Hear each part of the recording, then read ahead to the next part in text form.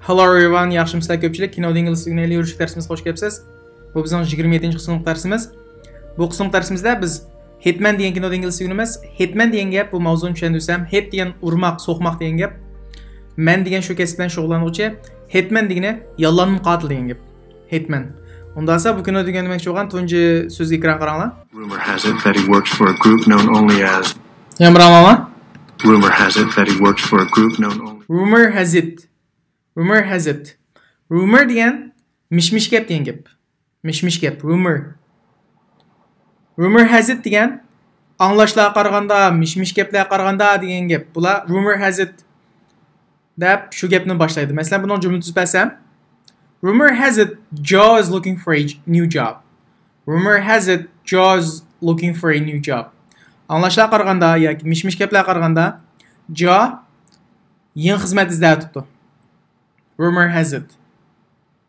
Yani bir cümle tuzbasam, rumor has it that tickets were being sold for £300. Rumor has it that tickets were being sold for £300. Anlaşılan qaraganda, yak mishmish gaplar qaraganda, biletler 300 fon sterlingga setilib ekan. 300 fon sterlingga setilib ekan. Ma'lum bir ishni qanda jazm qilgan bo'lsanglar, bir yerdan mavzu paranglar degan gaplarda mana anglashlar qaraganda mishmish gap degandik. Rumor has it deb oxirini desang bo'ldi. Unda esa keyingi o'rganmoqchi bo'lgan so'z ekran qaranglar. You're holding is as cheap as this one, even if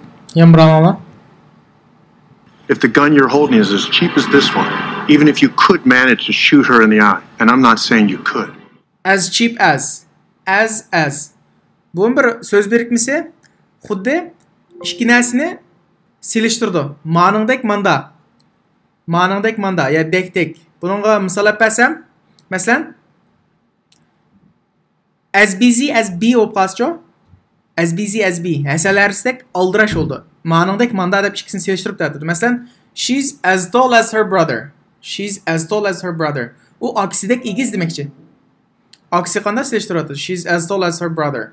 Yana bir jumla tuzsam, her hands were as cold as ice. Her hands were as cold as ice. Onun qo'llari muzdek sovuq deydi. Muzdek sovuq. As. Unda esa bu yerga bermoqchi bo'lgan eng oxirgi so'z birikmasi ekran qaranglar.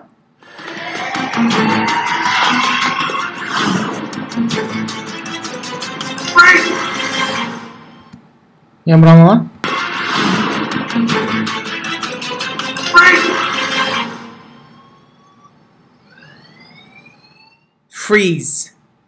Freeze degan birinchi ma'nosi odat saqchilar yoki kinolarda ko'rsanglar, birsini qanday saqchi to'xta, midirlama deydi-ku. Shuning dedi, freeze dedi, midirlama degan gap. Yoki Sunukoni kinosi ko'rgan bo'lsanglar, qat deydi-ku Sunukon, midirlamay. Yoki saqchilarni boshqa kino ko'rgan bo'lsanglar, midirlama degan nima dedi? Freeze degan qanday midirlama degan gap. Bu freezening yana bir ma'nosi to'nglatmaq yoki to'nglamaq yoki qanday to'nglatmaq. Shuni to'nglatqini freezer deydi. Freezer. To'nglatqini qanday? Freezer. Unda buni misol bersam, meat will freeze in a few hours. Meat will freeze in a few hours. Go'sht bir qancha soatdan keyin to'nglaydi deydi. Meat will freeze in a few hours. Yana bir misol bersam, the government froze his assets. The government froze his assets. Freeze ni o'tgan zaman shakli froze. Asset degan mol-mulk. Ya'ni hukumat uning mol-mulkini to'ngiltib etdi dedi. The government froze his assets. Unda bu yerga so'z birikmalarini yig'incha qilib olsam, rumor has it as freeze. Freeze degan to'nglatmoq yoki midirlama. As ma'ningdek manda degan gap. Rumor has it degan qanday? Anglashlarga qaraganda, mishmish gaplarga asoslanmaganda degan gap. Bugungi darsimiz mushakcha, tushunmagan nuqtalar asosida inkas shaklida qoldirsangiz bo'ldi. Rahmat.